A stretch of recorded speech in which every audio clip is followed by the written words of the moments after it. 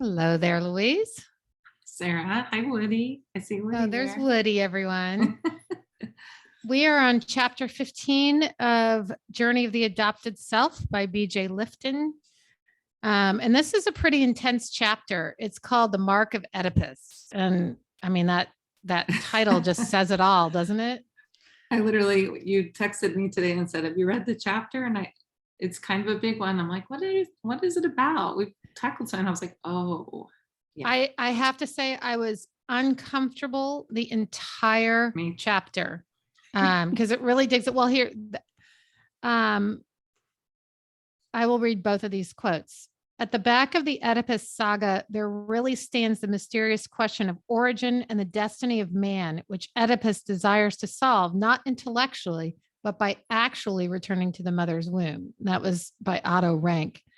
And then the second quote says, birth, death, and incest all involve going back to the mother's womb. And that was Leonard Shengold. Yeah. How did you react? I felt, at first I was a little bit, I wouldn't say like disgusted, but a little bit that thing of like, oh, wow, this isn't right. People are having these feelings. But then I sort of understood it. Mm-hmm. Even just little things that in like, it talks about, we didn't really say anything because you and I both know the chapter, but it talks about the attraction and sometimes consummation between the mother, son, the father, daughter, siblings, the attraction, confusion around it all. Confusion and attraction. And I think the thing, and before we tell stories, but she had the part in there where she talks about, is it incest or is it something else? Because you're not growing up getting abused by somebody in an incestual relationship. You're attracted to what you're from. How did you right? And it's the legal definition is about, your parents and the ones who raised you. I think I'm paraphrasing that, but that you're right. What the legal definition of incest is, and also the taboos, how the word taboo came from, what was the culture? Tahitian culture or something as a I thought it was Egyptian culture, maybe. I don't know. I thought I'll find it, but it was like all about what's forbidden. Oh, Polynesian. We're both on. Taboo is the old Polynesian word that means forbidden.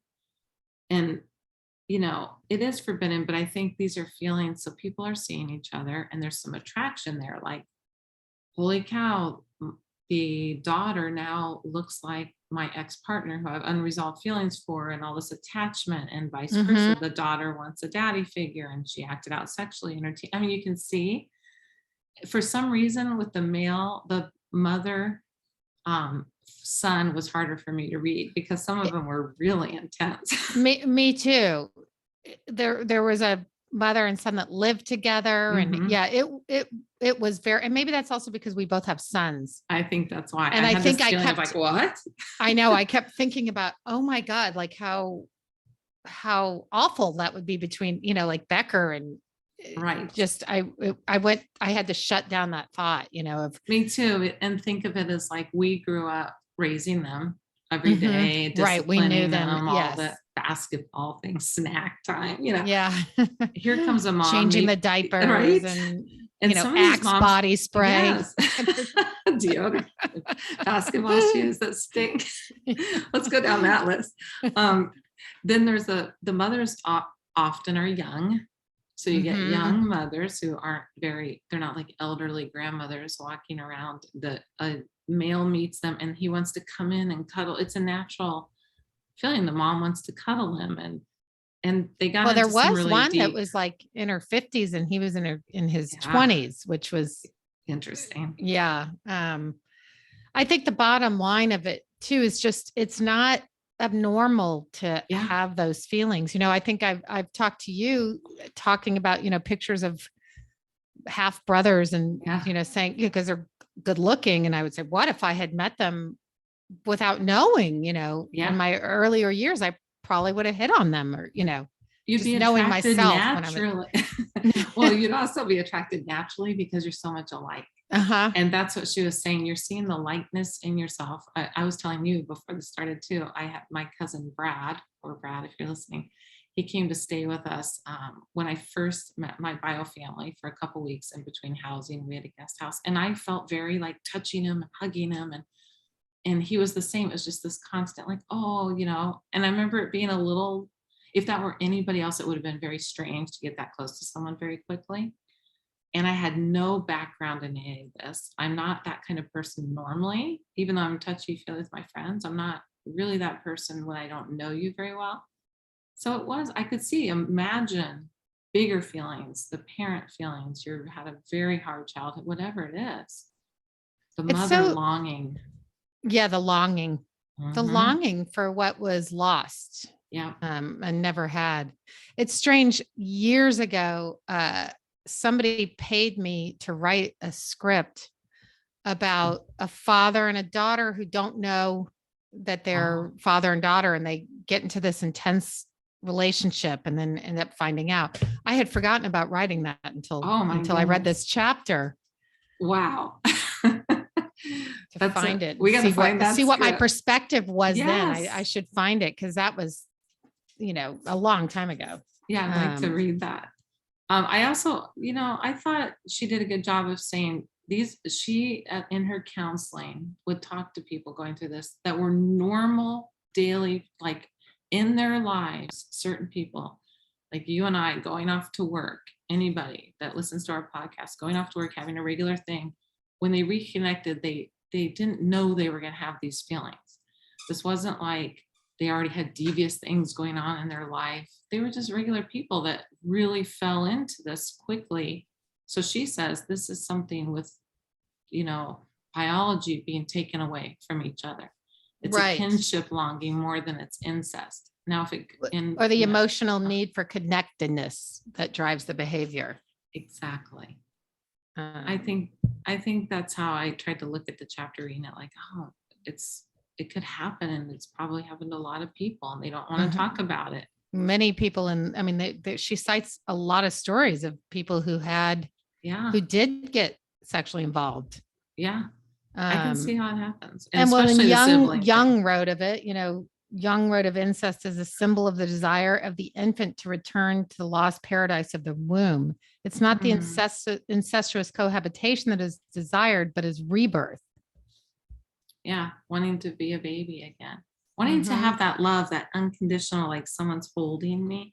I mean, these are all big therapists. And so Erickson, who we now know was half adopted, right?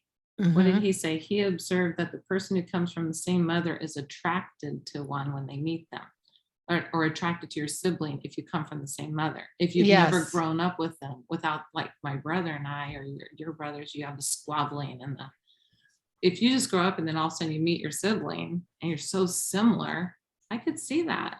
Oh, totally. That's why, like I said, it was always my joke about it, but they're all good looking. Like you. Oh, I gotcha.